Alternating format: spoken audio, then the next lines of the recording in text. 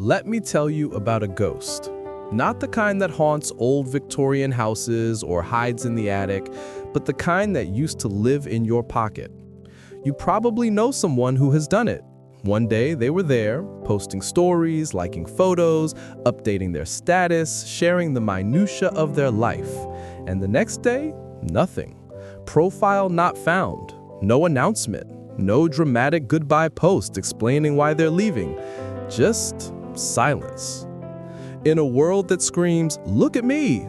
the decision to disappear is aggressive. It feels like a violation of the social contract. We are conditioned to believe that if you aren't visible, you don't exist. So when someone deletes their social media, we assume something is wrong. We think, are they depressed? Are they hiding something? Did they have a breakdown? But what if we have it backwards? What if the breakdown isn't happening to the person who left? What if the breakdown is happening to everyone who stayed? There is a profound psychology behind the decision to hit delete. It is rarely an act of weakness. Usually, it is a calculated act of survival. To understand why someone chooses to unplug, you first have to understand what the connection was doing to their brain in the first place. You have to look at the biology of the human animal. Human beings are social creatures, yes, but we are not infinitely social. In the 1990s, the British anthropologist Robin Dunbar proposed a cognitive limit to the number of people with whom we can maintain stable social relationships. That number is roughly 150. These are the people you know, trust, and care about. For 200,000 years, our brains evolved to handle a village of 150 people. But open your phone right now. How many people are you following? 500? 1,000? 5,000? Every time you scroll, your brain is attempting to process the emotional states of hundreds of people. Strangers, ex-partners, celebrities, influencers, people you went to high school with but haven't spoken to in 10 years. You see a photo of a friend getting married, and your brain releases a microdose of joy. You scroll down and see a news report about a tragedy, and your brain releases cortisol.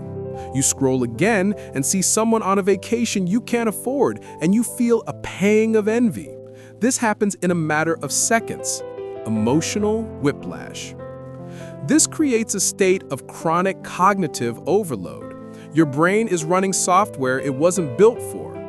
The person who deletes their social media often isn't trying to be antisocial. They're trying to be biologically social again. They have intuitively realized that they cannot care about 1,000 people. And by trying to care about everyone, they ended up caring about no one. When they press delete, they are performing a social pruning. They are slashing the noise to save the signal. They are betting that the people who matter, the real 150, will have their phone number. And everyone else? They were just an audience. But there is a deeper reason, one that touches on identity itself. In 1902, the sociologist Charles Cooley introduced a concept called the looking-glass self. He said, "I am not what I think I am, and I am not what you think I am. I am what I think you think I am." It's a tongue twister, but the meaning is profound. Our identity is shaped by how we imagine others see us. Before the internet, this looking glass was small: your family, your neighbors, your coworkers. Today, the mirror is the entire world, and the mirror is broken. When you post a photo and it gets 10 likes instead of 100, you don't just think the algorithm is bad. You think, I am less valuable. We have outsourced our self-esteem to a machine that doesn't care about us. The person who deletes their social media is often escaping this hall of mirrors. They are tired of performing their life instead of living it. Psychologists call this self-presentational pressure. It's the constant low-level stress of knowing you could be documented at any moment. You walk into a coffee shop, and instead of smelling the coffee, you scan the room for the best lighting. You see a sunset, and instead of feeling awe, you worry about the capture. When you delete the app, that pressure evaporates. Suddenly, you can eat a meal just because it tastes good. You can travel just to see the world, not to show the world you saw it. You return to what psychologists call an internal locus of control. Your happiness comes from inside the house, not from the neighbors peeking in the windows. If you are finding value in this analysis, please take a second to subscribe and like this video. Moving on, we have to talk about the addiction mechanism, because leaving isn't easy. If it was easy, everyone would do it. Social media platforms are engineered using the principles of B.F. Skinner's operant conditioning. Specifically, they use something called a variable ratio reinforcement schedule. It's the same psychological mechanism used in slot machines. When you pull the handle, or in this case, drag your thumb down to refresh the feed, you don't know what you're going to get. Maybe it's a boring ad, maybe it's a funny meme, maybe it's a message from a crush. The unpredictability is what keeps the dopamine flowing. The person who deletes their account has to break a chemical addiction. In the first few days, they experience phantom vibration syndrome, feeling the phone buzz when it hasn't. They feel a sense of isolation. They feel the withdrawal of dopamine. But then, something fascinating happens. The brain begins to recalibrate. Without the constant spikes of cheap dopamine, their baseline for satisfaction resets. They begin to rediscover the joy of missing out, or JOMO. For years, we've been terrified of FOMO, the fear of missing out. It's that sinking feeling that everyone is having fun without you, that you are falling behind. But the people who leave discover that there is a strange power in not knowing. When you don't know what your ex is doing, you don't hurt. When you don't know what the latest outrage on Twitter is, you don't get angry. When you don't see your friends at a party you weren't invited to, you don't feel rejected. Ignorance in the digital age is not just bliss, it is emotional armor. By choosing to miss out, they gain something else: time. The average person spends roughly 2.5 hours a day on social media. That is 1 entire month of your life every single year. Imagine what you would do with an extra month of life every year. The people who delete the apps don't have to imagine. They get that month back. They read, they sleep, they stare at the ceiling, they get bored. And in that boredom, creativity begins to grow again. There is also the element of power. We live in an era of oversharing. Vulnerability is currency.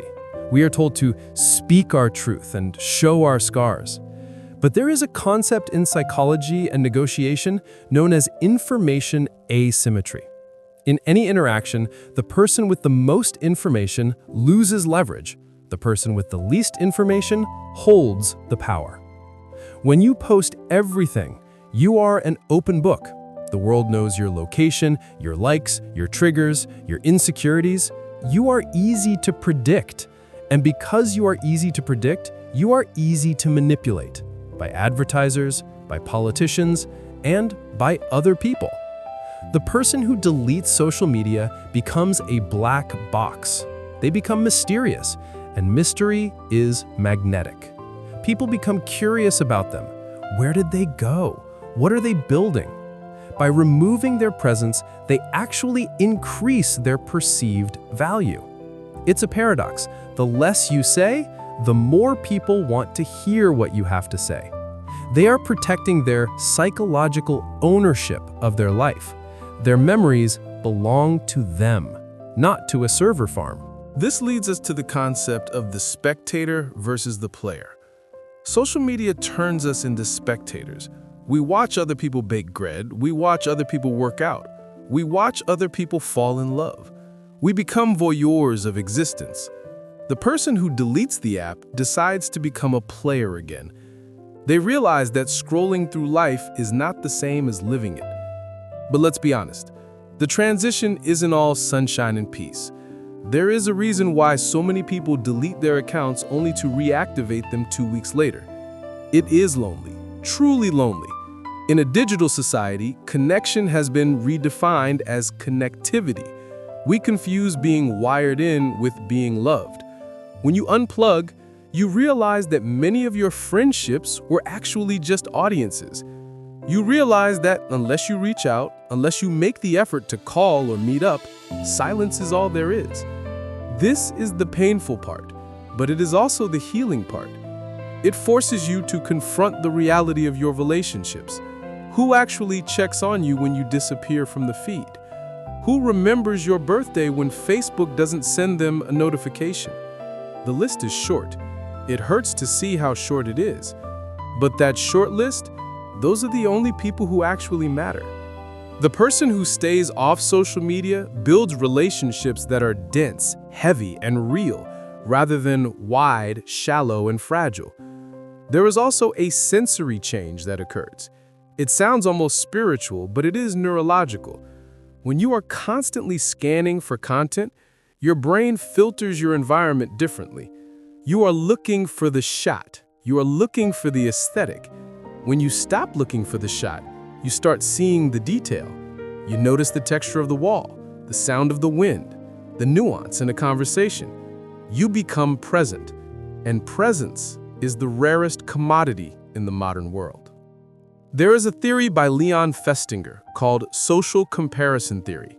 We have an innate drive to evaluate ourselves in comparison to others. In a tribe, this was useful. It helped us know our place and strive to be better hunters or gatherers. But on Instagram, we are comparing our behind-the-scenes footage with everyone else's highlight reel. We compare our messy morning hair and anxiety to someone else's curated, filtered vacation photo. It is a game you cannot win. The only way to win is not to play. When you delete the app, you stop comparing your chapter 1 to someone else's chapter 20. You stop feeling like you're constantly falling behind in a race you didn't even sign up for. You start moving at your own pace. You realize that life is not linear, and it certainly isn't a competition.